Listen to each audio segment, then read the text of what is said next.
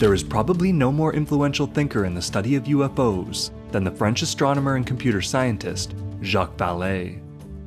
Beginning in the late 1960s, Valle drew ufologists' attention to the symbolic or metallurgical qualities of UFO reports, and argued that there was a continuity of experience from anomalous sightings and entity encounters in historical folklore and mythology.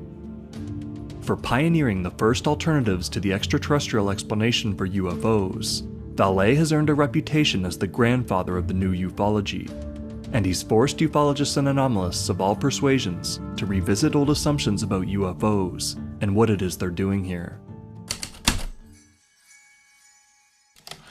Valle had an early exposure to the UFO phenomenon.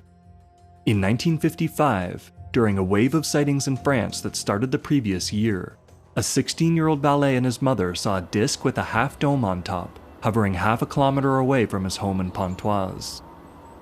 Valle's mother said that the UFO eventually just flew away, leaving a few puffs of white substance behind, but Valle had no memory of seeing it leave.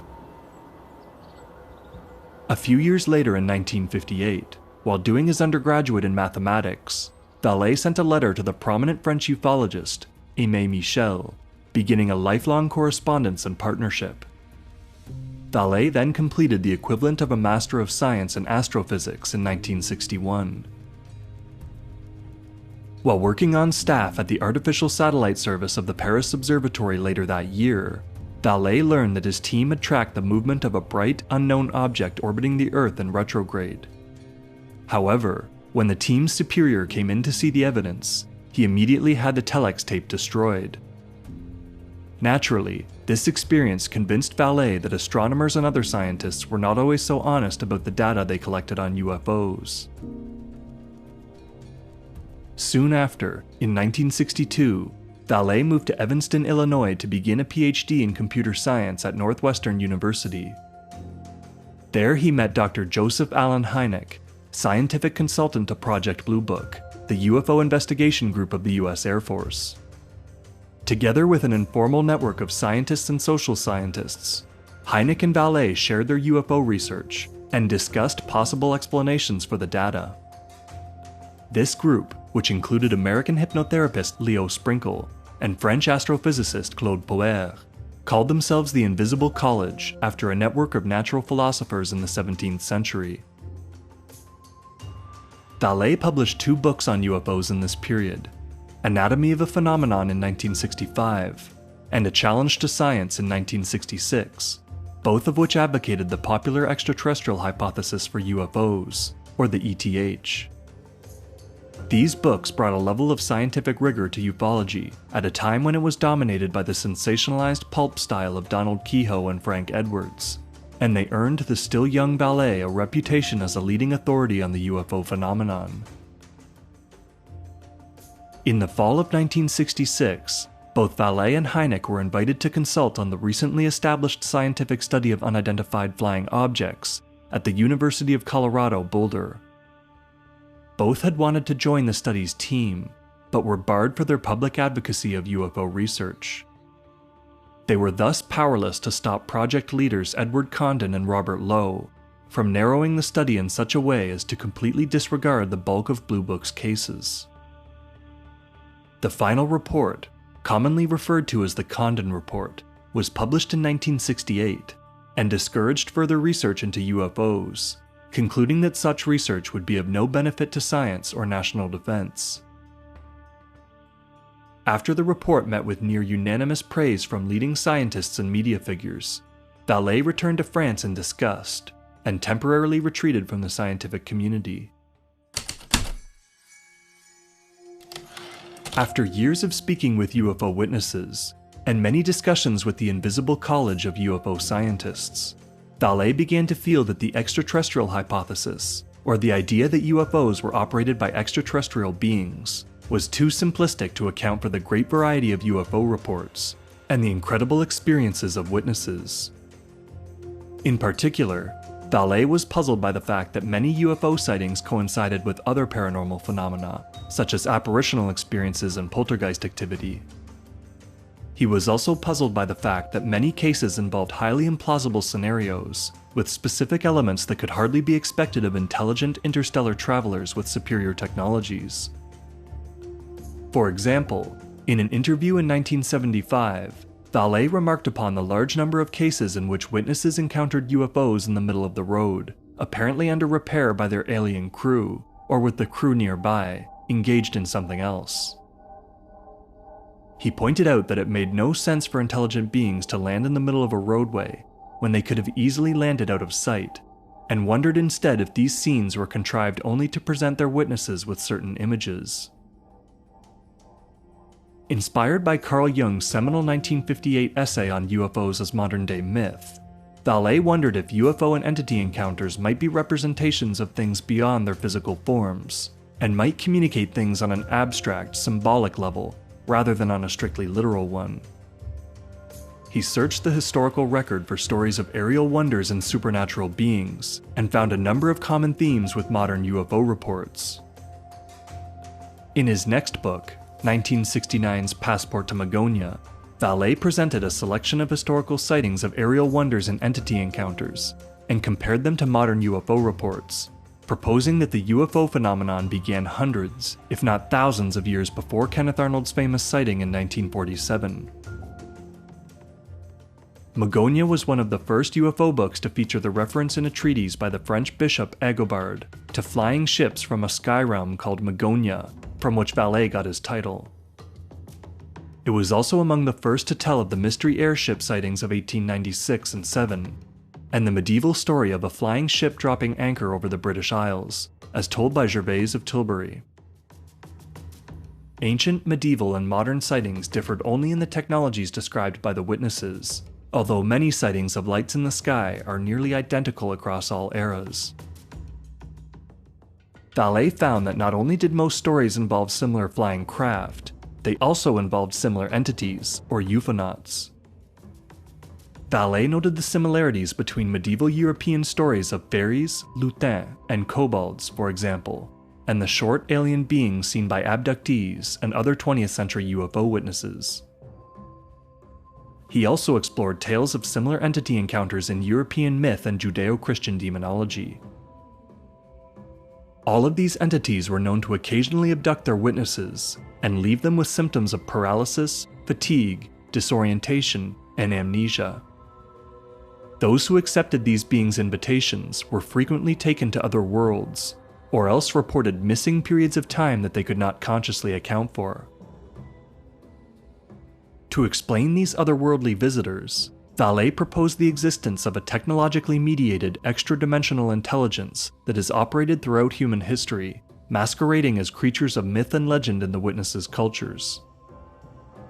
This intelligence, he suggested, has repeatedly manifested itself in the form of a technologically or spiritually advanced civilization, out of the reach of human technologies, and just outside the understanding of the witnesses. It has evolved its appearance to keep up with our changing worldview and ever-advancing technologies, but always represents what's just ahead of us in our vision of the future, or what's just above us in our conception of the hierarchy of beings. For example, this intelligence appeared over medieval Europe in flying sailing ships, while the continent's brightest minds still wondered if there was another layer of thinner air above our own that was home to another civilization. In 1896, the same intelligence appeared over the western United States in flying machines with flapping wings, while inventors all across the country were trying to solve the problem of heavier-than-air flight. The intelligence then appeared in rounded metallic saucers in the late 1940s, when the world's superpowers began experimenting with jet engines and disc-shaped craft, and just before humanity's exploration of outer space renewed interest in the possibility of extraterrestrial life. To many ufologists today, Passport to Magonia is considered a breakthrough in our understanding of UFOs, but initially at least, Valle's views made him an outcast in the UFO community, which had largely formed a consensus on the extraterrestrial hypothesis. In his own words, Valle became a heretic amongst heretics. Still, he continued to build upon the same hypothesis for the rest of his career. Along with the like-minded anomalist John Keel, Valle created the first major rift in the UFO community, between those who believed that the visitors were aliens and those who sought out alternative explanations. Valle's next books came in 1975. The Invisible College, also published as UFOs, The Psychic Solution, and a lengthy interview he did with Hynek that was published as The Edge of Reality. Valle proposed that the UFO phenomenon acted as a kind of control system to alter human belief systems and social structures over long periods of time. By drawing from powerful archetypes in our evolving cultural repertoire, they create a myth about themselves, their origin, means of travel, and purpose for visiting, which in turn influences our mythology with each new encounter. The specific content and logic of these encounters are self-contradicting and frequently absurd, but what Valle called the metalogic, or their deeper symbolic meaning or purpose, was consistent in challenging people's understanding of reality and permanently altering their psyches. For example, Valle explored the apparitions at Fatima in 1917 as a potential case of UFO contact, and drew attention to the many comments from witnesses of the so-called miracle of the sun, who claim that the event changed their perception of the world forever. In 1979's Messengers of Deception, Valle argued that the UFO phenomenon had physical, psychological, and social dimensions to it, and he expounded at length on the latter too. He suggested that there was a machinery of mass manipulation behind the UFO phenomenon that was attempting to create a new form of belief based around expectation of contact with alien beings. Without being able to identify what they were exactly, Valle suggested that their purpose may be to achieve social changes on this planet. Their methods are those of deception, systematic manipulation of witnesses and contactees, covert use of various sects and cults, control of the channels through which the alleged space messages can make an impact on the public. Valle thus argued that in order to fully understand the UFO phenomenon, one had to understand the network of religious groups, contact cults, and government intelligence agencies that intersected it. He also observed that the UFO phenomenon perpetrates its own cover-up by cloaking itself in absurdity so as to be rejected by mainstream culture. As he put it, the phenomenon negates itself. Valle also questioned whether a scientific investigation was sufficient to understand the UFO phenomenon. Science, he argued, had only ever studied the natural and spontaneous world of earth, water, plants, and animals. Never had scientists attempted to understand something that intentionally deceived its investigators and led them into false beliefs. He suggested that ufologists might need to think more like detectives than forensic scientists, and attempt to understand the intelligence behind the perpetrators' machinations. Between 1988 and 1991, Valle published 3 books, Dimensions, Confrontations, and Revelations, that are together known as the Alien Contact Trilogy for their focus on entity encounters. In Dimensions, Valle provides one of the most comprehensive summations of his theories on UFOs and ufonauts. In Confrontations, he documented several examples of UFOs causing physical harm and death. For example, he introduced the world to a wave of UFO encounters around Panorama, Brazil in the early 1980s, in which flying box-like objects that the locals called chupas chased people through the wilderness and shot fiery beams that left physical injuries. At least 5 deer hunters died after encounters with the chupas, including one man who went insane with fear after being shot by one. In Revelations, Valle exposed a number of popular UFO hoaxes, including the famous Roswell case, and criticized the public's fixation on mythologies about Area 51 and alleged US government secrets. In Dimensions, and in a 1990 article for the Journal of Scientific Exploration, Valle presented 5 arguments for rejecting the extraterrestrial hypothesis, which was still dominant at the time. First, he argued that there were far more landings and contacts than would be necessary for an interplanetary survey or surveillance operation. By his and others' estimates, there must have been 3 million UFO landings around the world in the last 20 years, an impossibly large number. Second, UFOs and ufonauts rarely flew away or walked off when they left. Often, they simply vanished, blinked out of existence, or slowly faded away. This suggests that the craft and occupants were more like projections than physical things. Third, the bodies, actions, and abilities of the ufonauts do not suggest an extraterrestrial or evolutionary origin. Often, the aliens were identical to humans, spoke our language, and were perfectly capable of breathing our air and walking in our gravity. Fourth, Valle noted that most of the ufonauts' revelations, especially those concerning their origins, were nonsense, and almost entirely different from one another. Ufonauts claimed to be from just about everywhere in the universe, and frequently gave directions or offered maps that made no logical sense, such as the two-dimensional star map shown to Betty Hill. Finally, Valle argued that the data collected from cases of so-called alien abduction were unreliable, and again involved highly unlikely scenarios. For example, abductees frequently describe highly invasive and painful medical procedures in order to achieve tasks that even doctors in the 1980s could have done with minimal discomfort. Valle traveled to the Soviet Union in January 1990 with Martine Castello of the French newspaper Le Figaro to study manifestations of the UFO phenomenon there. He published UFO Chronicles of the Soviet Union in 1992 to share some of the cases that he'd investigated and to report on what he'd learned from scientists, government officials, and intelligence officers in Moscow. In 1991, Valle made his contribution to the crop circle debate in New Age magazine, arguing that some of the circles, at least, were made by military aerial devices that fired focused microwave beams at the ground.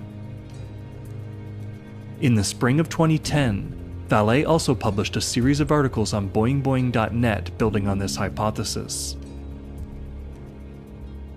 Since the early 90s, Valle's output on the topic of UFOs and anomalous phenomena diminished considerably, though he remains active in the field. Valle is also an active venture capitalist, as well as a prolific author on investing, technology, and science fiction. In 2003, a historian of UFOs named Chris Aubeck created an online forum called the Magonia Exchange in order to share resources on UFO sightings before 1947. Through his work with the project, he was introduced to Jacques Valle, and together, they published a compendium of 500 descriptions of anomalous aerial sightings from antiquity to the dawn of the Industrial Revolution. The book allows for easy comparison of sightings across different cultures and historical eras, and demonstrates the metallurgical continuity of these events over time. Since then, Valle has lent his voice to several of the recent moves towards government disclosure in the US. He wrote the foreword to the first book in Tom DeLonge's Secret Machines Gods series, in which DeLonge and his co-author explored world religions as historical UFO contact cults. Valle also appeared on the popular Joe Rogan Experience podcast with filmmaker James Fox in December 2020, after the two collaborated on a documentary called The Phenomenon. Valle talked about the recent disclosures from Luis Elizondo and the UAP task force. Although he pushed back against the narrative that UFOs are threats to national security, he lent credence to the idea that certain government labs in the US had obtained pieces of crashed UFOs, including one from a UFO over Washington, D.C. in 1952, and shown them to have some remarkable qualities. However, Valle declined to go into specifics, supposedly to avoid compromising ongoing research. When Rogan asked him directly for his own explanation of the UFO phenomenon, Valle said that there was some form of consciousness out there that's teaching us something. Sort of an idea of what you think this is. There is some form of consciousness out there that's teaching us something. In May of 2021, Jacques Valle self-published a book with investigative reporter Paola Leopizzi Harris that breaks the story of an alleged UFO crash in 1945 that occurred 20 miles from the site of the first atomic bomb explosion in White Sands, New Mexico. The still living witnesses claim to have seen not only the crash of the object, but the entirety of the US government's retrieval process. Not only did Valle provide the first real alternative to the extraterrestrial hypothesis, he helped break ufology's exclusive focus on the physical origin of UFOs, while drawing attention to their effects on people, society, and civilization. This shift in perspective has led new ufologists like John Mack, Hilary Evans, and Micah Hanks, as well as other scholars and thinkers such as Brad Steger, Jason Reza-Georgiani, and Graham Hancock, to recognize linkages between UFOs, consciousness, and other anomalous phenomena, and to explore theoretical frameworks for understanding all of them together. Valle has left his mark on popular culture, serving as the inspiration for Claude Lacombe and Spielberg's Close Encounters of the Third Kind. But his legacy is built on the far-reaching impact that he's had on ufology and anomalistics more generally. Valle has made a number of game-changing breakthroughs in our understanding of UFOs, and he inspired a generation of ufologists to ask a new set of questions about the phenomenon.